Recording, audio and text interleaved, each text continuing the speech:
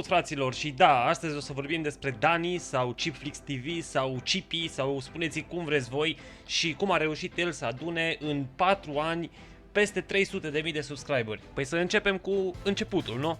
Dani a fost plecat în străinătate pentru o perioadă de timp unde a lucrat ca și video-editor și fotograf. Pe lângă asta mai făcea și tatuaje, are și un canal despre asta. Iar cu banii câștigați acolo și-a luat o chirie în Timișoara, i-a investit în aparatură pentru a putea oferi o calitate a imaginii cât de cât decentă și a dat drumul la postat. Iar după ce clipurile lui au prins amploare, experiența din spate a video-editului și-a spus cuvântul. Bineînțeles că au început să apară și colaborări cu diferite firme din industria IT, dar și cu persoane din showbiz sau YouTube românesc, cum ar fi Cabral și Colo. După multă muncă și postat săptămânal, a reușit să-și cumpere un teren lângă Timișoara, unde și-a construit o casă cu un studio și un garaj în care stau cele 3 motociclete și mașina, bineînțeles, toate personalizate după bunul lui plac. Dar hai să vedem ce ne spune și Social Blade-ul despre Chipflix TV. Are 575 de uploaduri, 304.000 de subscriberi, aproape 45 de milioane de view-uri totale la videouri, în topul youtuberilor români este pe locul 389 și ca venituri din YouTube poate încasa lunar între $149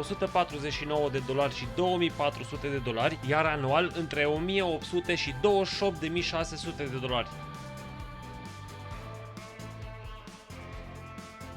Dacă vă plac episoadele de genul, un like și un subscribe m-ar motiva să continui seria și până săptămâna viitoare aștept să-mi spuneți în comentarii despre ce YouTuber vreți să facem următorul clip.